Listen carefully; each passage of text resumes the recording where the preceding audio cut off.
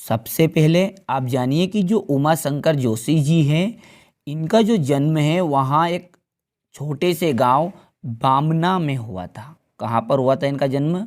बामना में हुआ था, जो गुजरात के साबरकंठा जिले में छोटा सा गांव है।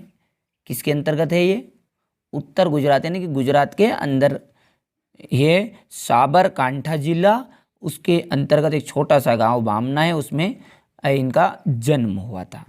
जन्म की जो तारीख थी वहाँ थी 21 जुलाई 1911। तो सिंपल सी बात है कि इनका जो जन्म है वहाँ 21 जुलाई 1911 को उत्तर गुजरात के साबरकांठा जिले के एक छोटे से गांव बामना में हुआ। इनकी जो प्रारंभिक शिक्षा दीक्षा आप समझ सकते हैं कि जो पढ़ाई है शुरुआती वो उनके गांव में ही हुई थी, यानी कि घर पर ही हुई।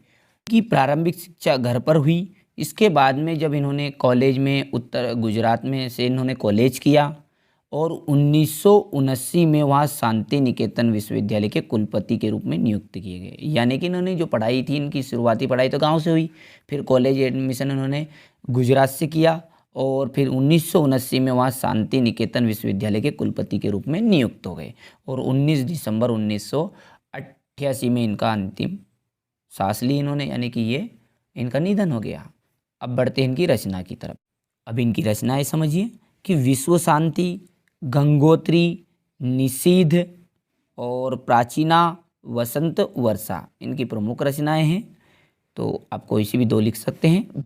भाव पक्ष के अंदर आप लिख सकते हैं कि उमा शंकर जोशी जी ने जो भी रचनाएं की, यानी जो भी कार्य किए, उसमें प्रकृति का एक अद्भुत तरह का वर्णन किया तथा जो वहाँ मानवता की उपासना के एक सचेत साहित्यकार के रूप में जाने जाते हैं, यानी कि मानवता की उपासना के सचेत साहित्यकार थे। तो ये था इनका भाव पक्ष। अब बढ़ते हैं कला पक्ष की ओर।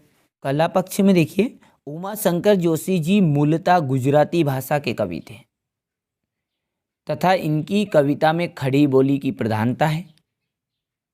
ये जो मूलतः है वह गुजराती भाषा के कवि हैं, इसके कारण इनकी कविता में खड़ी बोली की प्रधानता देखने को मिलेगी। इन्होंने अधिकांश अपनी कविताओं में प्रतीकात्मक शैली का प्रयोग भी किया है तथा साथ ही साथ छंद योजना एवं बिंब योजना का सुंदर प्रयोग किया है। तो इस तरह था इनके कला पक्ष। अब अंतिम है साहित्य में स्थान। उमा शंकर जोशी जी का साहित्य में एक विशिष्ट स्थान है और इनके द्वारा जो रची रचना है के द्वारा ये हमारे लिए सदा ही स्मरणीय रहेंगे। तो ये सिंपल सी बात है, बहुत ही सिंपल है, इसलिए मैंने जल्दी जल्दी आपको बताया। आप एक या दो बार पढ़ेंगे, इसमें आपको कंप्लीट हो जाएगा। आप यहाँ से स्क्रीनशॉट लीजिए इनका। इसके बाद में रचनाएं, फिर भाव पक्ष, कला पक्ष और ये अंतिम है साहित्य में स्थान।